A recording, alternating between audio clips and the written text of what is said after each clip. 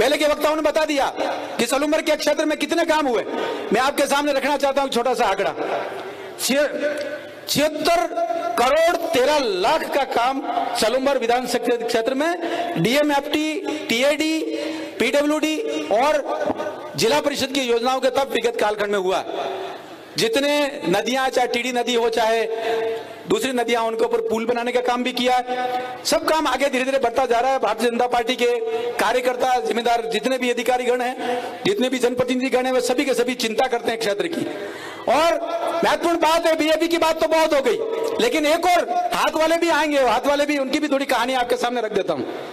एक जगह पे बड़ी बात आई 1975 में, संविधान की हत्या करते हुए इस देश में इमरजेंसी लगाई और संविधान माननीय नरेंद्र भाई मोदी तो उसकी रक्षा करना चाहते हैं। और कैसे रक्षा करना चाहते हैं? अपने ये क्षेत्र आदिवासी बाहुल्य क्षेत्र, जिसको अनुसूचित क्षेत्र कहते हैं, और अनुसूचित क्षेत्र का मतलब हुआ कि यहाँ का जितना भी स्थानीय समुदाय, समाज है, वो यहाँ पर परम वैभव को प्राप्त करे। उसके लिए राष्ट्रपति की ओर से एक अधिसूचना जारी होती है जिसको अनुसूचित क्षेत्र कहते हैं। 19 मई 2018 को अधिसूचना जारी हुई और उसके तहत सारी व्यवस्थाएं, क्षेत्र, यहाँ जो स्थानीय समाज है उनको एक अलग ढंग से रिजर्वेशन देने का काम भारतीय जनता पार्टी ने किया। और ये काम कम हो रहा था, इतना अच्छा नहीं हो रहा था, इसलिए भारत सरकार में जब माननीय अटल बिहारी वाजपेयी साहब प्रधानमंत्री थे तब चिंता की कि जनजाति क्षेत्र के विकास के लिए, सभी समाजों के एक विकास के लिए एक मंत्रालय भारत सरकार में होना चाहिए। और 1999 में माननीय अटल बिहारी वाजपेयी साहब ने, भारतीय जनता पार्टी की सरकार ने, एनडीए की सरकार ने जनजाति क्षेत्र के विकास के लिए पहली बार एक मंत्रालय खोला। मैं चाहूंगा माननीय अटल बिहारी वाजपेयी साहब के लिए जोरदार तालियां बजाइए आप। ये कहानी यहां खत्म नहीं होती। इस क्षेत्र में संवैधानिक कानून लागू होते हैं बहुत सारे, लेकिन उनकी रक्षा कौन करे, उसको देखे कौन? उसके लिए कोई ना कोई आयोग होना चाहिए। आयोग की सरकारी आदेश से जारी हो तो उसमें ज्यादा ताकत नहीं आती। तो माननीय अटल बिहारी वाजपेयी ने 2003 में संविधान संशोधन किया और राष्ट्रीय अनुसूचित जनजाति आयोग गठित किया। इसका मतलब यह हुआ, ऐसा लगता है कि भारतीय जनता पार्टी आदिवासी क्षेत्र और आदिवासियों की सबसे बड़ी हितैषी है, सबसे बड़ी रक्षा करने वाले। मैं चाहूंगा एक बार फिर तालियां बजाइए अटल बिहारी वाजपेयी साहब की सरकार के लिए। लेकिन माननीय नरेंद्र भाई मोदी जब आए तो बहुत सारी बातें हुई है। 2-3 बातें आपके सामने रखना चाह रहा हूं कि भारतीय जनता पार्टी कैसे काम करती है और बीजेपी उसमें कैसे सोचती है, बीटीपी कैसे सोचती है। द्रौपदी मुर्मू जी आदिवासियों की बेटी, पहली बार किसी प्रधानमंत्री ने, किसी पार्टी ने और एनडीए ने सोचा कि आदिवासियों की एक बेटी जो है वो राष्ट्रपति बननी चाहिए। और जब राष्ट्रपति बनती है तो आप देखिए जितने विधायक हैं, जितने सांसद हैं, वो सब वोट डालते हैं। अपना जो ये वोट होता है विधायक का, इस तरह से नहीं हो, वहां पर जिनको चुना हुआ वो डालते हैं, विधायक और सांसद गण डालते हैं इसमें। और मजेदार बात देखिए, चुनाव का टाइम आया, बीटीपी के उस टाइम में 2 विधायक थे, एक का नाम रामप्रसाद डिंडोर और दूसरे का नाम राजकुमार रोत, जो 84 से आते थे। जिस दिन आदिवासियों की बेटी को, आदिवासी समाज को और अनुसूचित क्षेत्र को ताकत देने का समय आया, वोट डालने का समय आया, तो अपने आप को जो आदिवासियों की राजनीति करने की बात करते हैं, वो गोदरी ओढ़कर 84 में सोया हुआ था, वोट डालने के लिए नहीं गया। ऐसा लगता है कि आदिवासी विरोधी हैं, ये फ्री पॉकेट में बात करते हैं, केवल ऐसे ही हवाई फायर जिसको बोलते हैं वो करते हैं।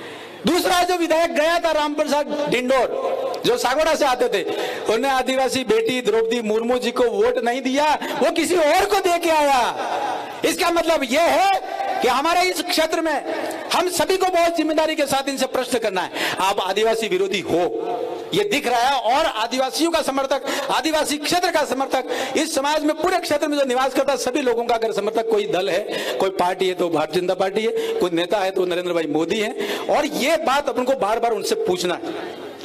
आगे बात गई जनजाति गौरव दिवस की, तो एक नायक हुए जिन्होंने पूरे भारत माता की सेवा की। बहुत पहले सन 1900 में उनको अंग्रेजों ने जहर देके जेल में ही खत्म कर दिया था। नाम है भगवान बिरसा मुंडा। जितने आंदोलनकारी हुए उन सभी में एक ही नायक है जिसको भगवान कहा जाता है, भगवान बिरसा मुंडा।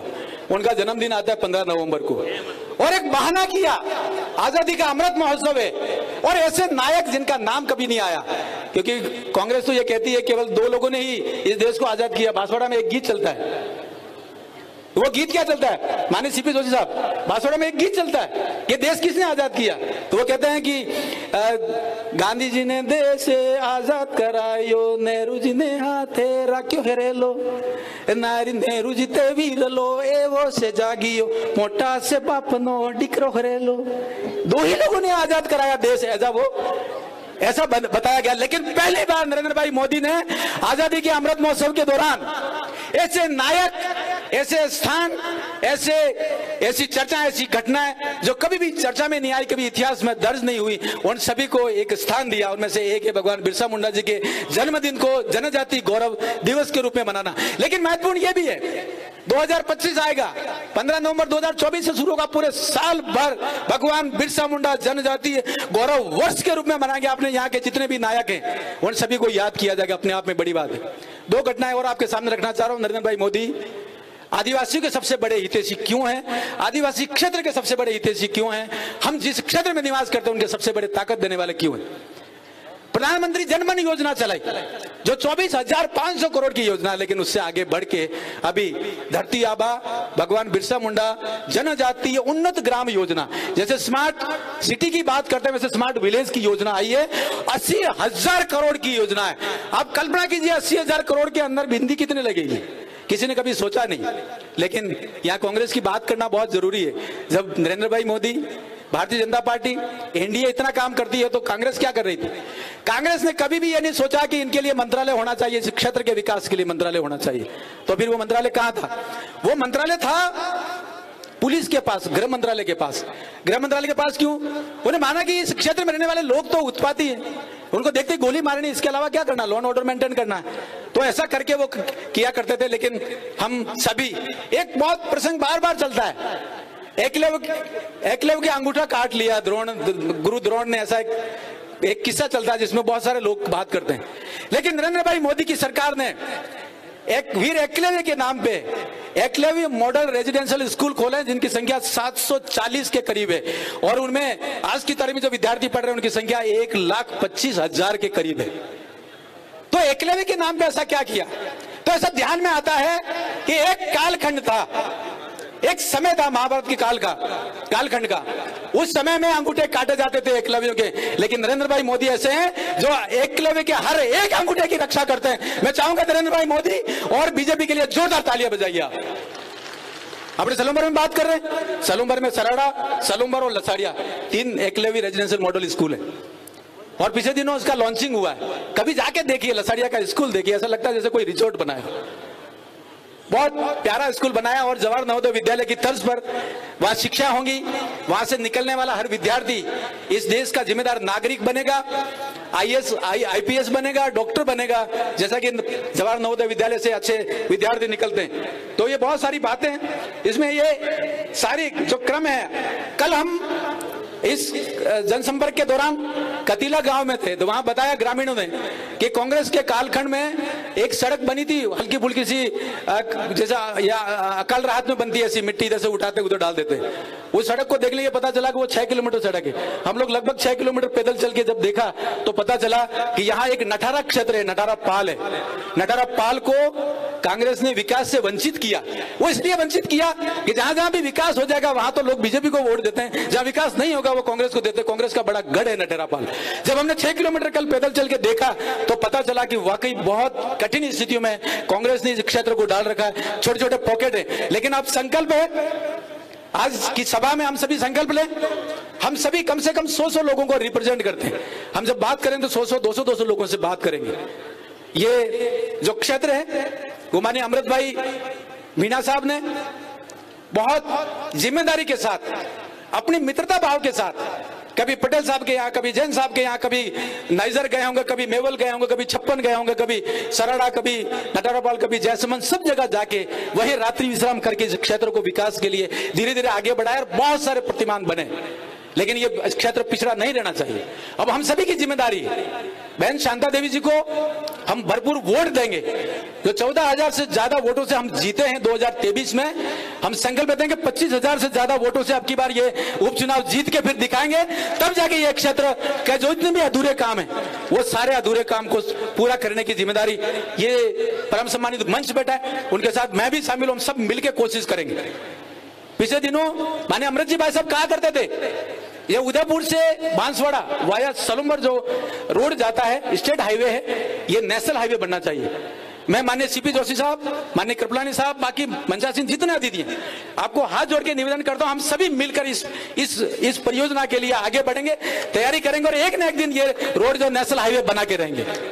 हमने पत्र भी लिखा है माननीय गडकरी साहब को, उसके लिए सभी का आपका आशीर्वाद होगा, इस बात को लेकर आगे बढ़ेंगे। नहरों की स्थिति कई जगह पे टूट फूट गई है, उस नहरों को सबको ठीक कराने का भी हम सब मिलकर प्रण लेंगे तो ये काम भी बहुत जल्दी आगे बढ़ेगा। और हम सभी आज संकल्प लें कि जितने अधूरे काम है, अधूरे सपने, भारतीय जनता पार्टी और भारतीय जनता पार्टी की विचारधारा, हमारे जितने कार्यकर्ता बंधु उन सबने मिलकर जो काम किया है वो काम धीरे धीरे हम सभी आगे बढ़ाएंगे। माननीय अमृत जी भाई साहब को नमन करते हुए उनका एक डायलॉग आपके सामने रखना चाह रहा हूं। जब लोकसभा चुनाव का जनसंपर्क अभियान चल रहा था तो वो कहा करते थे भारतीय जनता पार्टी की हवा चल रही है। वो हवा कहां से कहां चल रही है? वो कहते थे ठोकर से टोकर तक, उदयपुर के ठोकर से लगा के यहाँ सलूमर के टोकर तक, तो ठोकर से टोकर तक, चौराई से भोराई तक, ओड़ा से टोड़ा तक और कोटड़ा से गोठड़ा तक, और लास्ट वो बोलते थे अरावली से करावली तक भारतीय जनता पार्टी की हवा चल रही है। और अरावली से करावली तक सभी कार्यकर्ता बंधु यहाँ पर बैठे हैं, आप सभी संकल्प लें, मुट्ठी बंद करके दोनों हाथ उठा के। हम ये चुनाव इसलिए जीतना चाहते हैं कि हम राष्ट्र विरोधी ताकतों को जवाब देना चाहते हैं, क्षेत्र को विकास पर के पथ पर लगातार आगे बढ़ना चाहते हैं। डबल इंजन की सरकार जितनी भी योजना है वो धरातल पर उतारना चाहते हैं। गांव, गरीब, वंचित, आदिवासी जितने भी क्षेत्र के नागरिक हैं उनके जीवन में खुशहाली लाना चाहते हैं। ऐसा एक प्रण लेकर हम यहां से उठेंगे। मैं एक बार जब जयकारा लगाऊंगा तो आप मुट्ठी बंद करके एक बार जयकारा लगाएं, बोलिए भारत माता की। आवाज आई नहीं है, आवाज यहां से जयपुर तक जानी चाहिए। माननीय सीएम साहब कुछ ही क्षणों में अपने बीच आ रहे हैं, सीएम साहब के हेलीकॉप्टर तक तो आवाज जानी चाहिए कम से कम। बोलिए भारत माता की, भारत माता की, भारत माता की। आप सभी को प्रणाम, नमस्कार।